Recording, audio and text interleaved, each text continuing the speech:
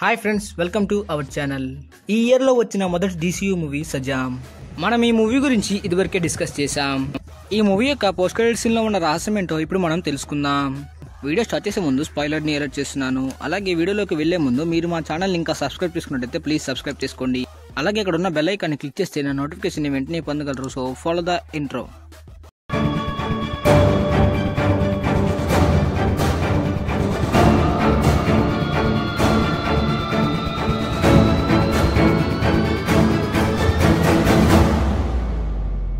Well guys, DC universe లో వచ్చే 7th movie లాగా సజామ్ రిలీజ్ అయింది. ఈ మూవీ ఇప్పటివరకు పాజిటివ్ కలెక్షన్స్ మరియు పాజిటివ్ రివ్యూస్ నే అందుకున్నది. ఈ మూవీలోని పార్ట్ 2 లో వచ్చే విలన్స్ గురించి ఒక క్లూ కూడా ఉందని మీకు ఇదివరకే అడిగాను. అది ఏంటో కూడా మనం ఈ వీడియోలో చూద్దాం. ఈ మూవీ బిగినింగ్ లోని సజామ్ విజడ్ ఒక ప్లేస్ గురించి చూపిస్తారు.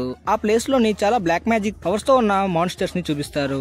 7 టైప్స్ మాన్స్టర్స్ ని అక్కడ బంధించి ఉంటారు.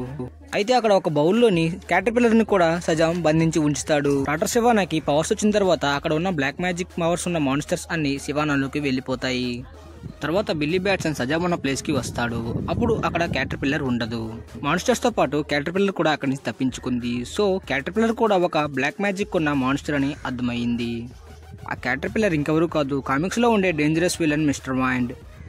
మిస్టర్ మైండ్ సైజ్ క్యాటర్పిల్లర్ అంతా ఉన్నప్పటికీ తను డాక్టర్ శివానా కన్నా powerful villain. Post credit scene విషయానికి వస్తే డాక్టర్ శివానా ఒక ప్రిజన్ లో బంధించి ఉంటాడు.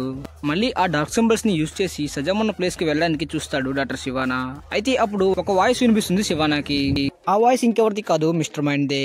మిస్టర్ మైండ్ డాక్టర్ శివానాతో ఇలా అంటుంటాడు, సజామ్ ని అంతం చేయడానికి నా దగ్గర ఒక పథకం ఉందని మిస్టర్ మైండ్ డాక్టర్ శివానాతో అంటాడు. ఆ పథకం పేరే బ్లాక్ అడామ్. బ్లాక్ అడామ్ ని సోలో మూవీతో పాటు సజామ్ పార్ట్ 2 లో కూడా మనం చూస్తాం. ఈ పాత్రని పోషిస్తున్న వాళ్ళు రాక్ ది డ్వేన్ జాన్సన్. మనం ఇదివరకు ఇతన్ని చాలా మూవీస్ లోని చూసాము.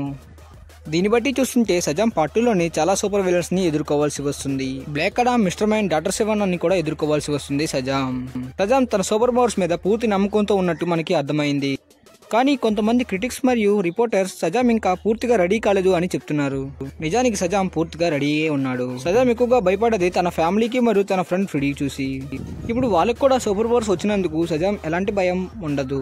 ఇప్పుడు సజామ్ నమ్మకం మరియు ధైర్యంతో రెడీ అయి ఉన్నాడు.